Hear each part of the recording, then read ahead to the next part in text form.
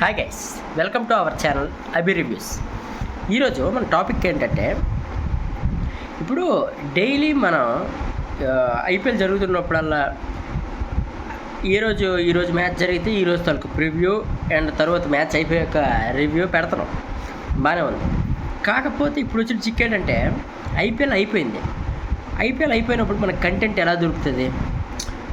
మ్యాచ్లు లేనప్పుడు మనం ఏ విషయాల గురించి మాట్లాడతాం, ఏది మనకి అట్రాక్ట్ అవుతుంది, ఎలాంటి కంటెంట్ ఎంచుకోవాలి? మనకి కంటెంట్ చేంజ్ చేసే అవకాశం అయితే మ్యాక్సిమం లేదు.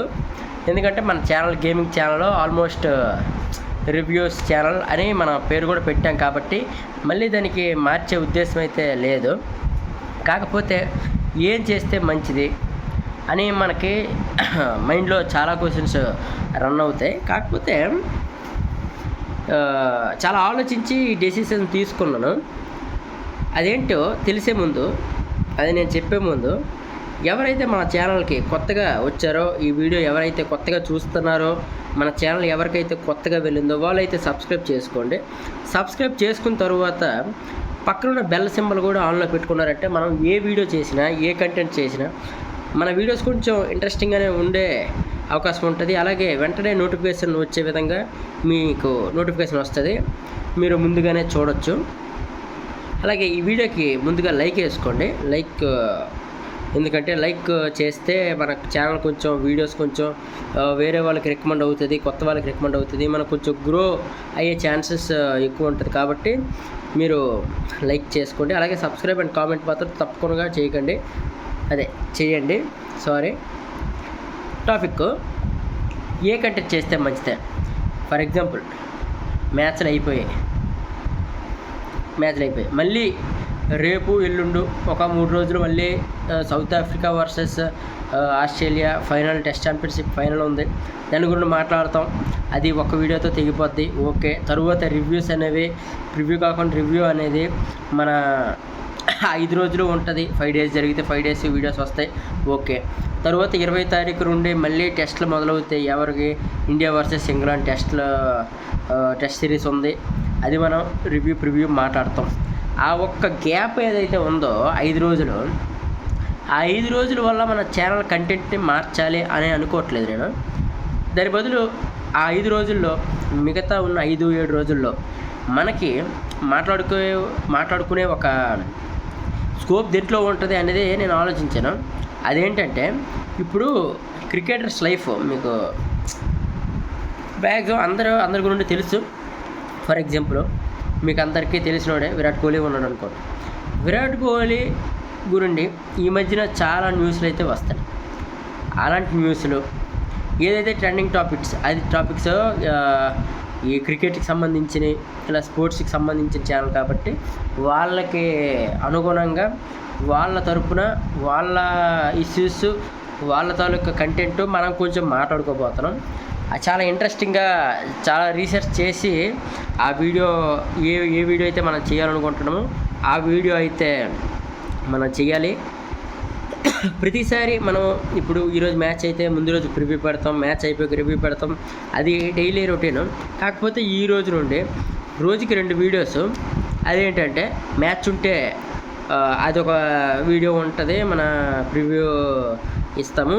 మ్యాచ్ లేని రోజు మాత్రం 2 వీడియోస్ వస్తాయి ఖచ్చితంగా. ఏంటంటే, ప్రతి క్రికెట్లో అవ్వచ్చు, ఇంకెందరూ అవ్వచ్చు, వాళ్ళ తాలూకా లైఫ్ స్టైలు, వాళ్ళ తాలూకా కొంచెం బయోడేటా కొంచెం కనుక్కొని రీసెంట్ టైంలో ఏదైతే ఉన్నాయో టాపిక్స్, అలాంటివి సంబంధించినవి మనము మాట్లాడుకోపోతున్నాం.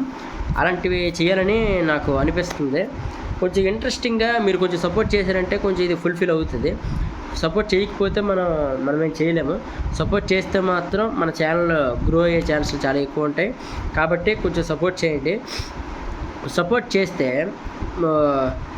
ఇలాంటి కంటెంట్లు ఇంకా చాలా, మనం రోజుకి 2 క్రికెటర్స్ని తీసుకుంటాం. ఫర్ ఎగ్జాంపుల్ ఈరోజు విరాట్ కోహ్లీ, ధోనిని తీసుకుంటే రేపు రోహిత్ శర్మ, హార్దిక్ పాండ్యా, అలాగా 2 క్రికెటర్స్ని మనం తీసుకొని రోజుకి 2 చొప్పున మనం వాళ్ళ లైఫ్ స్టైలు, వాళ్ళు రీసెంట్గా జరిగిన ఇష్యూస్, జరిగిన వైరల్లో ఏవైనా అయినా ఉంటా న్యూస్లు రీసెంట్లవి అన్నీ మనం మాట్లాడతాం. మీకు ఇది కాకుండా ఏదైనా కొత్తగా ఇలాంటివి ఏవైనా అనిపించినా కొంచెం కామెంట్ సెక్షన్లో తెలియజేయండి. దాన్ని బట్టి కూడా మీరు ఎంతమంది అయితే ఎక్కువగా ఏ కంటెంట్ కోరుకుంటారో ఆ కంటెంట్ మనం మ్యాక్సిమం ఇచ్చే ప్రయత్నం చేస్తాం. మనకి ఇంకో 3 ఛానల్ ఎక్స్ట్రా ఉన్నాయి. ఇందులోనే మన స్పోర్ట్స్, గేమింగ్ ఇలాంటివి చెప్తాం. ఎలాగైనా మిగతా ఛానల్లో కూడా మీరు ఏదైతే కామెంట్ చేస్తారో అది మ్యాక్సిమం మనం చెప్పే విధంగా ముందుకు వెళ్తాం. కాబట్టి మీరు ఖచ్చితంగా కామెంట్ చేయండి. ఇంతవరకు మీరు వీడియో చూసారంటే మీకు మ్యాక్సిమం ఈ వీడియో నచ్చే ఉంటుంది.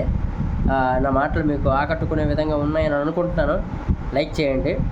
అలాగే చెప్పాను కదా, ఏ కంటెంట్ మనం చేయాలనుకుంటున్నామో అనేది కూడా మీరు కామెంట్ చేస్తారంటే మనం చేద్దాం, తప్పకుండా చేద్దాం. అలాగే రేపు నుండి స్టార్ట్ అవుతున్న test championship final south Africa versus Australia.